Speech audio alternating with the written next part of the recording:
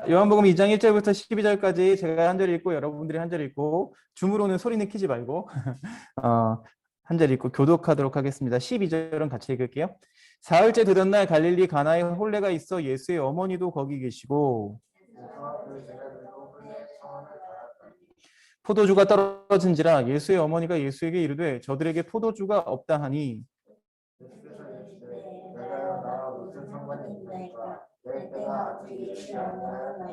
그의 어머니가 하인들에게 이르되 너희에게 무슨 말씀을 하시든지 그대로 하라 하니라.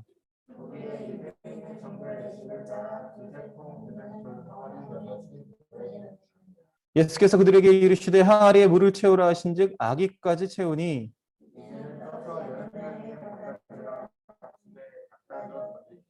연회장은 물로 된 포도주를 맛보고도 어디서 났는지 알지 못하되 물 떠온 아이들은 알더라. 연회장이 신랑을 불러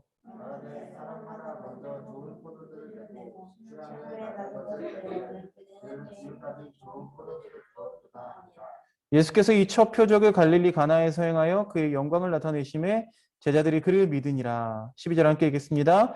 그 후에 예수께서 그 어머니와 형제들과 제자들과 함께 가버나움으로 내려가셨으나 거기에 여러 날 계시지는 아니하시니라. 아멘.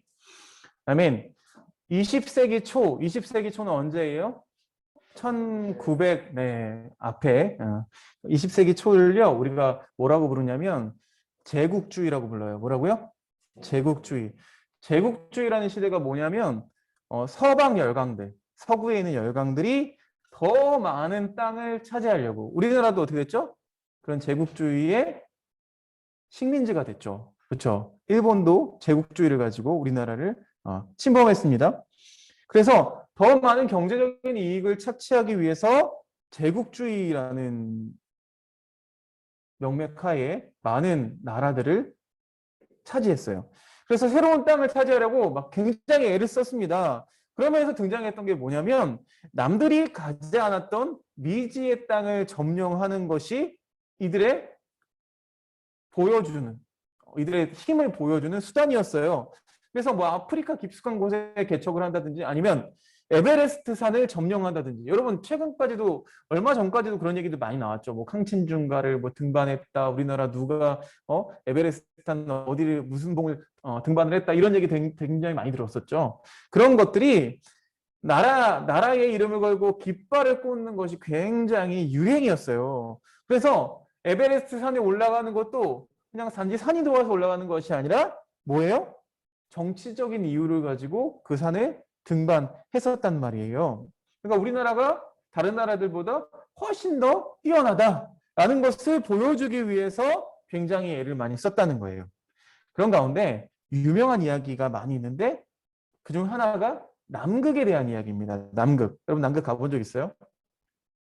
남극을 점령하기 위해서 가본 사람이 많이 없을 정도로 일단 춥죠. 이 남극에 가면 우리나라도 세종기지가 있죠. 그렇죠? 이 남극이라는 땅을 점령하기 위해서 여러 나라가 애를 많이 썼는데 그중에 한 나라가 어디였냐면 추위에 익숙한 나라 노르웨이였습니다. 노르웨이는 저 북쪽에 있죠. 이 노르웨이라는 곳은요. 로알 아문센이라는 사람이 있었어요. 아문센 들어봤어요?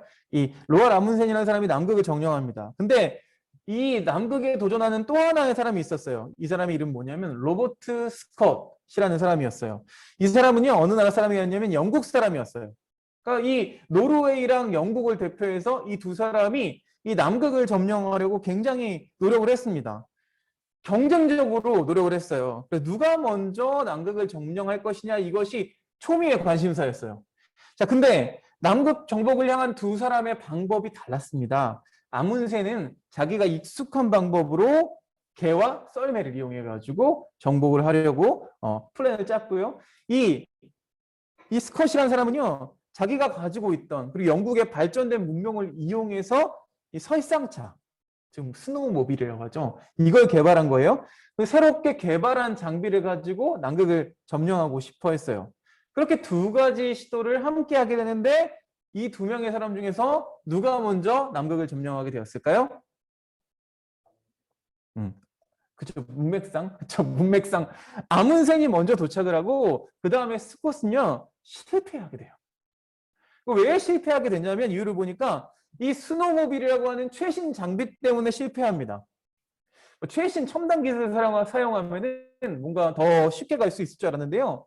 문제는 이 장비가 고장이 나가지고 중간에 고장이 나가지고 너무 신상이어가지고 이 장비를 타고 가지 못하고 짊어지고 가야 되는 상황이 되었다는 거예요. 뭐 얼음에서 가라앉는다든지 고장이 난다든지 사람이 타고 갈 수가 없었다는 거죠. 이게 사실상 무용지물이 되었고 오히려 짐이 되었죠. 그래서 결국 로버트 스콧이라는 사람이 실패하게 됩니다. 남극에 다 도착하고 보니까 이미 저만치에 아문센이 거기다 깃발을 꽂고 쪽지를 남겨둔 거예요. 뒤에 오는 로버트 스콧경, 우리가 이곳에 왔다는 것을 나중에 당신이 증언해 주시오. 이렇게 적혀 있는 거예요. 엄청 기분 나쁘죠. 자존심 완전 상하죠. 그럼 메모지를 남겨두고 아문센이 돌아간 뒤였어요. 그 쪽지를 확인하고 이 영국 사람들도 자기의 그 모든 깃발을 꽂고 돌아오려고 했는데 돌아오는 도중에 전원이 다 사망하게 됩니다. 다 죽었어요. 더 슬펐던 것은 8개월 후에 이제 구조대가 출동해서 그 사람들을 찾다 보니까 어이없게 스콧이 자기 일기장에 뭐라고 썼냐면 중간 보급 지역이 17km나 남았지만 더 이상 방법이 없다. 이러면서 이제 죽음을 맞이할 수밖에 없었다는 거예요. 그렇게 배고픔과 추위 속에서 죽어갔는데 사실은 17km가 아니라 800m 앞에 중간 보급기지가 있었던 거예요. 겁나 허망하죠. 그렇죠? 생각보다 가까운 곳에 식량과 기름이 있었다는 거예요. 800m만 더 가면 살 수가 있었는데 전멸하게 되는 그런 비극적인 결과를 맞이하게 됩니다. 그러니까 아무리 좋은 장비라고 할지라도 아무리 좋은 기계라고 할지라도 기름이 없으면 사실상 무용지물에 가까운 아무것도 쓸모없는 고철덩어리에 불과했다는 거죠. 여러분 우리의 신앙도 마찬가지입니다. 교회 안에 우리의 마음 안에 기름과 같은 은혜가 없고 또 사랑이 없고 믿음이 없으면 사실은 그것을 교회라고 또 우리가 크리스찬이라고 부를 수가 없는 거죠. 그런 곳에 있으면 그런 내 마음속에 들어가 있으면 예수 믿기가 너무나 불편하고 또 힘이 들고 사람 냄새만 나고 그런 곳이 되어버린다는 거예요. 기름이 떨어졌을 때 우리 안에 기름이 떨어졌을 때에 하나님의 은혜가 없을 때 믿음이 없을 때에 사람 냄새가 나고 예수님 믿는 것이 너무나 힘이 들고 고통스러운 그런 우리 장소가 된다는 거예요. 자, 오늘 말씀은요. 포도주가 떨어진 한 잔치집 이야기가 나옵니다. 오늘 이 놀라운 이야기가 펼쳐진 곳이 어디냐면 갈릴리 가나라는 곳이에요. 가나 초콜릿 그쪽 아니고 그렇죠? 갈릴리 가나라는 장소인데요. 시골 동네입니다. 성경에도 보면은요, 이 가나라는 이름이 여기 한 번만 딱 등장하고 더 이상 등장하지 않아요. 지금도 보면은요, 굉장히 작은 동네, 이스라엘의 아주 작은 동네입니다. 특별한 게 없어요. 거기 있는 사람들은요, 이 성경 말씀, 이 요한복음 2장 때문에 지금 뭘 판매하냐면 포도주를 팝니다. 그렇죠? 아주 유명한 장소가 된 거예요. 이 요한복음 2장 때문에 이 포도주를 파는 동네가 된 거예요. 특히 한국 사람들이 제일 많이 사간대요. 이 포도주를. 아무튼 이 예수님의 이런 첫 기적이 이름 없는 동네, 그냥 작은 동네에서 벌어졌다는 거예요. 예수님의 첫 번째 기적이었어요. 그러니까 하나님의 일이라고 하는 것은요, 막 특별한 장소, 뭐 어디 기도원, 뭐 이런 데서 일어나는 것이 아니라는 거예요. 이름 없는 여러분, 여러분 이름 있어요? 똑같은 이름은 있을 수 있겠다. 근데 우리 이름 없잖아요. 그렇죠? 유명하지 않잖아요, 별로. 그런데 우리 같은 이름, 우리 같은 장소에 특별한 일이 벌어지는 줄로 믿습니다. 하나님의 역사가 벌어지는 줄로 믿습니다. 사흘째 되던 날 갈릴리 가나의 혼인잔치가 벌어졌대요. 혼인잔치 뭐예요? 결혼이잖아요. 결혼해보셨어요? 나는 결혼해봤어요. 결혼해보니까 결혼하면은요 굉장히 내가 주인공이 돼요. 얼마나 많은 사람들의 축복을 받아요. 그렇죠? 수많은 사람들의 축복을 받잖아요. 일생일대에 제일 신나고 어찌 보면 의미 있는 것이 결혼이에요. 근데 뭐 이 당시에는 카카오톡도 없고, 그렇죠? 이 당시에 뭐가 우편도 없죠? 그래서 이 결혼 소식을 어떻게 전달해요? 이 초대 메시지 보내는 데만 벌써 몇 주일이 막 지나가는 거죠. 그리고 이 사람들이 잔치를 하러 와요. 그러면은 하루 만에 끝낼 수가 없어요. 지금도 제주도는 일주일씩 잔치를 한대요. 사람들이 와가지고 충분히 놀다가 갈 수 있도록 소식이 늦게 전해지니까. 그러니까 뭐 일주일이든 뭐 이틀이든 아니면 사흘이든 이런 식으로 긴 시간 동안 잔치를 벌이는 거예요. 그래서 이 오랫동안 잔치를 하다 보니까 음식을 계속 준비해야 되죠. 역시 근데 그곳에 예수님의 어머니인 마리아랑 예수님과 제자들이 초대를 받았어요. 아마 뭐 예상하건대 예수님 어머니인 마리아의 아주 먼 친척, 아니 가까운 친척이었을 거라고 생각을 해요. 근데 여기 잔치집에 문제가 생겼죠. 2장 3절 보니까요. 뭐라고 되어 있냐면 포도주가 떨어진지라. 포도주가 떨어졌어요. 여러분 생각해 보세요. 막 한창 새로운 시작, 행복의 시작, 첫 출발을 하는 자리인데 이 잔치에 포도주가 떨어진 거예요. 여러분이 만약에 결혼식을 해가지고 희주가 결혼식을 했어. 그래서 우리가 막 갔어. 축하해주러 갔는데 사람이 많이 와서 뷔페에 갔더니 음식을 다 먹고 국수밖에 안 남은 거야. 속으로 좀 열받아요? 안 받아요? 아, 당연히 열 안 받아? 난 먹을 게 되게 중요하거든. 되게 되게 짜증나잖아요. 그렇죠? 사람 너무 많이 와가지고 먹을 게 없고 국수밖에 안 남은 거예요. 조금 있으니까 그 국수를 벌써 은현이랑 주한이랑 다 퍼먹고 멸치 육수밖에 안 남아 있는 거야. 굉장히 여러분 생각해 보세요. 희준의 집을 생각해 보세요.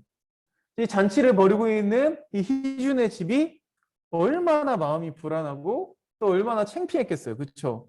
아마 점점 줄어드는 음식을 보면서 걱정이 될 거예요. 이거 어떡하지? 이 당황스러운 상황 속에서 막 얼굴이 막 붉어져가지고 음식을 찾으러 막 여기저기 뛰어다니겠죠.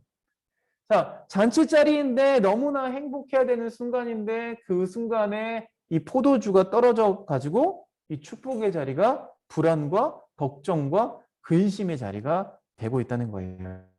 근데 이런 일들이 우리 인생에도 종종 벌어집니다. 우리가 살아가면서 우리 인생의 항아리가 깨지면서 포도주가 떨어져요. 내 마음 가운데에 포도주가 떨어져요. 뭐 실제로 돈이 떨어지기도 하고 건강의 문제가 떨어지기도 하고 성적의 문제가 떨어지기도 하죠. 기쁘게 살아야 되는 거 아는데 마음의 기쁨이 사라집니다. 마음이 답답해요. 여러분 오늘 예배 나오실 때 어떤 마음으로 나오셨어요? 그냥 습관적으로? 아니면 습관적으로 여러분 줌을 켜셨나요?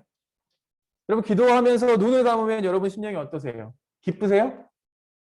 여러분 성경을 볼 때 성경 말씀을 읽으면서 이거 나를 위해 주시는 말씀이구나 하면서 막 무릎을 치면서 감사하고 기뻐했던 그런 순간이 여러분 있으십니까?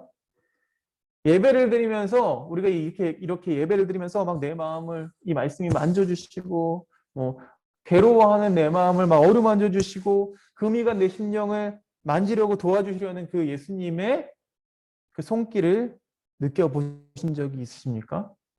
우리가 굉장히 건조하게 살아가요. 이게 어떤 거냐면 바로 포도주가 떨어진 모습이에요.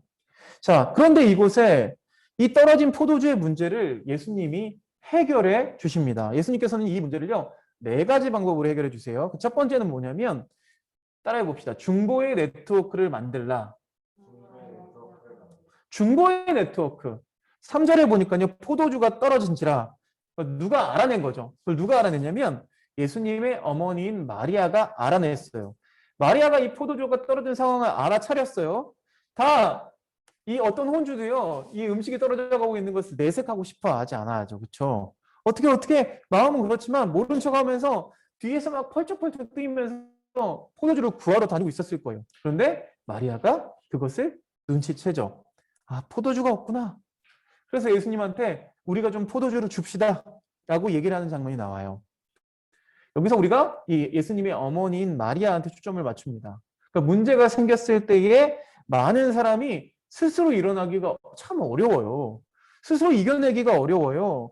그래서 힘이 없어서 주저앉았을 때에 영적인 포도주가 떨어져서 영적으로 주저앉은, 그래서 교회에 나오는 것도 싫고 뭐 왜 그런 순간들 있잖아요. 뭐 기도하는 것도 싫고 너무 마음이 상하면요, 여러분 기도도 잘 안 나와요. 너무 울다 보면 눈물이 안 나오는 것처럼. 바로 그런 순간에 내가 일어설 수 없는 순간에 마리아라는 중보자가 있었다는 거죠. 중보자가 무슨 뜻이냐면 은산이가 우리 목장 모임할 때 보혜사가 무슨 뜻이에요? 이렇게 물어보더라고. 보혜사 성령.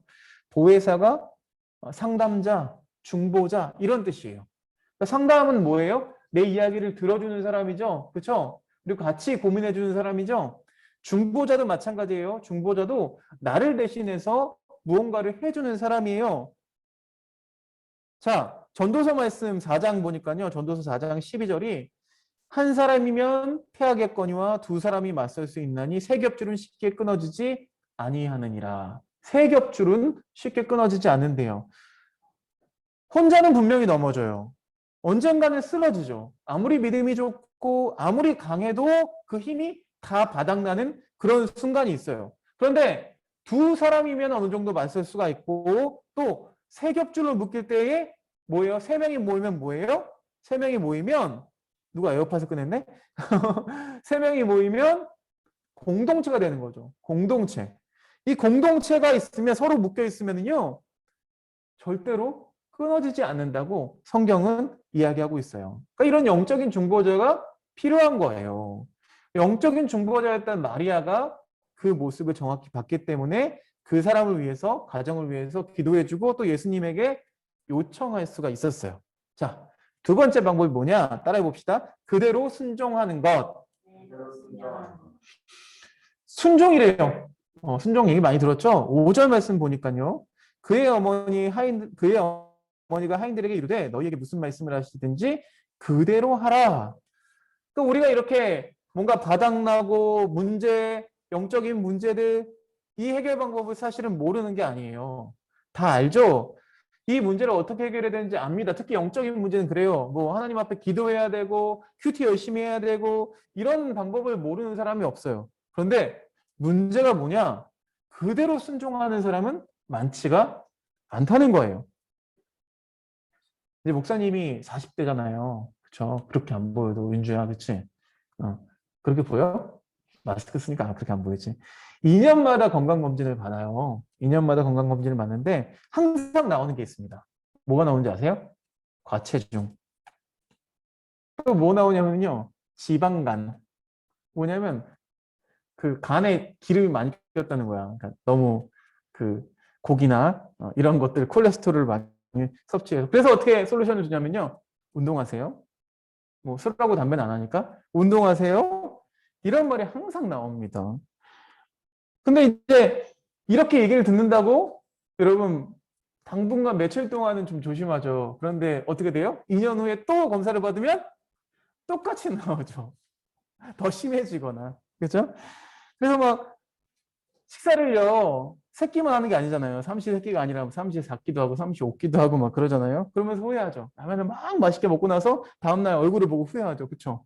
맛있었는데 참 맛있었는데 끊지를 못해요. 뭐 올해부터 운동해야지 그래 놓고서는 운동하는 사람들이 많지가 않아요. 저희 아내가 그 막 헬스클럽을 1년을 막 등록해 놓고 한 번 나가고 막 그러는 사람이거든요. 그렇죠? 헬스클럽에 후원하는 그런 인생인데 아무튼 우리가 영적인 어떤 경건 생활을 위해서 우리 같이 말씀을 봅시다. 그래서 목사님이 올해 새로 시작한 게 뭐예요? 1분. 와우. 묵상 하고 있죠. 열심히 봐요, 여러분? 열심히 보는 사람도 있는 것 같은데. 보는 것도, 1분 보는 것도 참 쉽지가 않아요. 사실 그래요. 쉽지가 않아요. 우리 여러분들한테 제가 이야기하죠. 공부하기 전에 말씀 한 장, 한 절이라도 읽고 하루를 시작합시다. 공부를 시작합시다. 얘기하는데 여러분 그렇게 돼요? 안 돼요? 잘 안 돼요. 그렇죠? 마리아가 하인들한테 부탁을 합니다. 그대로 해라. 여러분에게도 이런 순종이 있기를 간절히 소망합니다. 하나님 말씀으로 우리한테 도전을 주셨으면 그대로 행해야 돼요. 그런데 왜 우리가 못할까요? 여러분, 목사님 말에 순종하는 건가요? 아니에요. 그렇죠? 하나님 말씀에 순종하는 거예요. 그 말씀에 순종하기 위해서는 우리가 그대로 행하는 믿음과 결단이 있어야 될 줄로 믿습니다. 자, 세 번째 방법이 있습니다. 세 번째 방법 따라해 봅시다. 믿음으로 도전하라. 예수님께서 이 마리아가 이 하인들에게 예수님이 말씀하신 대로 행하라. 그러자 예수님이 하인에게 명령하신 것이 뭐냐면 6절에 보니까 유대인의 정결 예식을 따라 두세 통 드는 돌 항아리 6이 놓였다라고 기록되어 있어요. 그러니까 이 말이 뭐냐 하면요. 물을 들어갈 때 쓸 수 있는 통은 따로 있어요. 그렇죠? 너무 무거우면은 이거를 물을 떠갈 수가 없잖아요. 그렇죠? 가벼운 그릇이 일단 있겠죠? 떠올 수 있는 작은 그릇에 떠가지고 물을 떠다가 큰 통에다가 옮겨다가 붓는 거죠. 그러니까 물통 작은 거 2개, 뭐 3개 이 정도 들어갈 수 있는 돌 항아리가 6개가 놓여 있다는 거예요. 그러니까 계산해 보면은요. 작은 그릇으로 최소 한 18번 정도는 왔다 갔다 해서 부어야 가득 찰 수 있는 항아리가 있었다는 거죠. 그 항아리가 어떻게 생겼는지 보여줄게요. 보세요. 이렇게 생겼어요. 보여요? 보여요? 여러분? 어떻게 생겼어요? 되게 투박하죠? 뭐 그죠? 되게 예쁜 항아리 아닙니다. 우리 뭐 고추장 담는 항아리 이런 거 아니죠? 그죠? 그냥 돌을 안으로 그냥 푹 파놓은 그런 항아리예요. 되게 무식한 항아리예요. 이런 무식한 항아리가 6개가 놓여져 있는데 거기에 물을 부었다는 거예요. 예수님이 뭐라고 하셨어요? 합리적인 방법이라면요. 여러분 뭐 이 동네에 어디 가면은 포도주가 있냐? 지금 이 시간에 포도주 살 수 있는 곳이 어디 있느냐? 그래서 돈을 줘가지고 뭐 카드를 줘가지고 그걸 사오게 하는 게 합리적인 해결 방법일 거예요. 근데 예수님이 뭐라고 하세요? 이 통에다가 뭘 담으래요? 물을 담으래요. 돌 항아리에다가 물을 부으라는 거예요. 이게 바로 믿음의 도전이에요. 예수님을 믿는다고 하는 것은요, 여러분, 우리 앞에 하나님이 원하시는 게 있으면 그걸 향해서 그냥 돌진해야 하는 거예요. 순종이라는 말이 굉장히 약해 보이죠. 내가 뭔가에 굴복한 것 같잖아요. 그렇죠? 근데 순종이란 말은 약한 게 아니에요. 굉장히 도전적이고 적극적인 행동이에요. 예수님께서 말씀하셨기 때문에 이 하인들이 가서 거기다가 물을 부어요. 그런데 할 수 없이 물을 붓는 게 아니에요. 에이씨 이러면서 물을 붓는 게 아니에요. 7절에 보면은요. 예수께서 그들에게 이르시되 항아리에 물을 채우라 하신즉 아기까지 채웠대요. 꼭대기까지. 이 아기까지 꽉 채웠다는 거예요. 그러니까 생각해 보세요. 야 이거 어떤 미친 인간이 물을 여기다 채우라 그래. 뭐 이게 포도주 같아? 그러면서 대충 그냥 80%뭐 70% 이렇게 채웠을 텐데 이 하인들은요. 물을 아기까지 꼭대기까지 적극적으로 갖다 부은 거예요. 예수님이 꼭 아기까지 채워라 그랬어요? 아니에요. 그냥 물을 채워라 그랬어요. 근데 이 하인들이 예수님 말씀에 아주 적극적으로 형식적인 것이 아니라 적극적인 마음으로 항아리를 채우는 것을 우리가 보게 됩니다. 이 말씀이 뭐냐? 기쁘게 했다는 거예요. 기쁘게 했고 열심히 했다는 거예요. 하나님 나라의 역사는 이런 것 때문에 벌어져요. 여러분 공부를 열심히 하세요 라고 이야기했는데 그 얘기를 듣고 열심히 해야지 하면서 대충 하는 사람이 있는가 하면 말씀 속에서 성실하게 하라고 하네? 그럼 나에게 맡겨진 일 성실하게 해야겠다. 그래서 열심히 하는 친구들이 있어요. 그럼 어디서 역사가 일어나요? 그냥 대충 하는 데서 일어나요? 아니에요. 열심히 하는 데서 역사가 일어나요. 그보다 더 크게 역사하는 건 항상 적극적으로 우리가 반응했을 때 일어난다는 거예요. 기도만 하고 움직이지 않으면 절대로 그런 역사가 일어나지 않아요. 아까도 이야기했지만 이 항아리 보면 어때요? 그냥 돌을 파낸 거예요. 가운데를 그냥 깎아낸 거죠.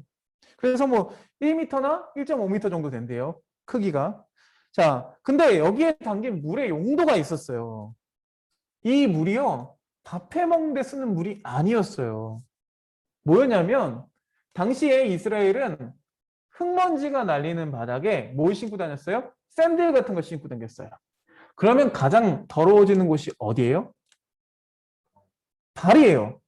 그래서 예수님이 제자들의 발을 씻겨주셨죠. 발이 더러워져요. 그래서 남의 집에 들어갈 때는 꼭 발을 씻고 들어가야 돼요. 그 발을 씻는 물이 바로 이곳에 들어가 있는 거예요. 그러니까 여러분 생각해 보세요. 발을 씻는 물. 응? 그 발을 씻는 물이 여기 들어가 있는 거예요. 그리고 생각해 보세요. 여러분, 이 하인의 입장에서 생각해 보세요. 물을 갖다 붓는데, 이 물이 점점 채워지면 채워질수록 점점 불그스름하게 변하거나 그래야 되잖아요. 성경에는 그렇게 변했다고 나와 있지가 않아요.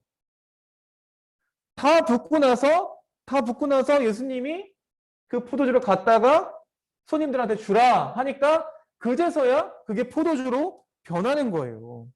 과정이 있죠. 과정 가운데 뭔가 변하는 모습이 보여야 돼요. 우리가 작정하고 기도하고 우리가 열심히 하나님을 따르면서 무언가 바로바로 나타났으면 좋겠잖아요.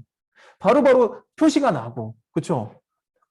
다현이가 막 하나님 저 이뻐지게 해주세요 기도했는데 갑자기 막 얼굴이 막 V라인이 되고 이러면 좋잖아요. 근데 그렇지 않다니까요.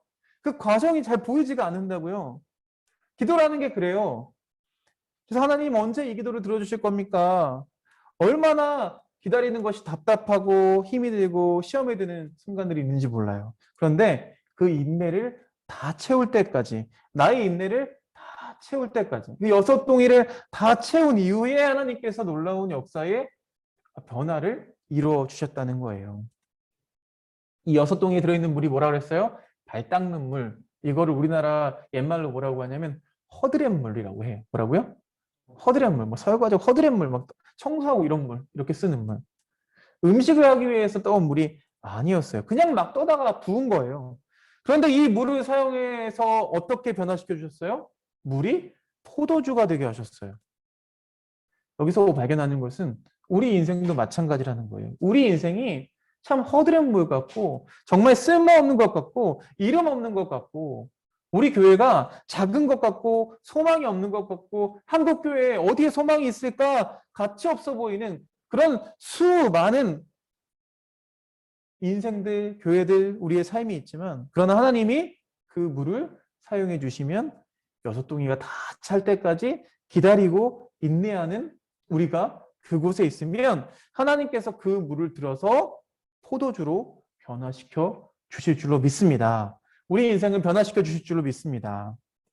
예수님 믿으면서 뭐 가장 큰 기적이요. 어느 날 갑자기 막 신기한 일이 일어난다든지 목사님은 솔직히 예수님이나 하나님이 꿈에 나타난 적도 없고요.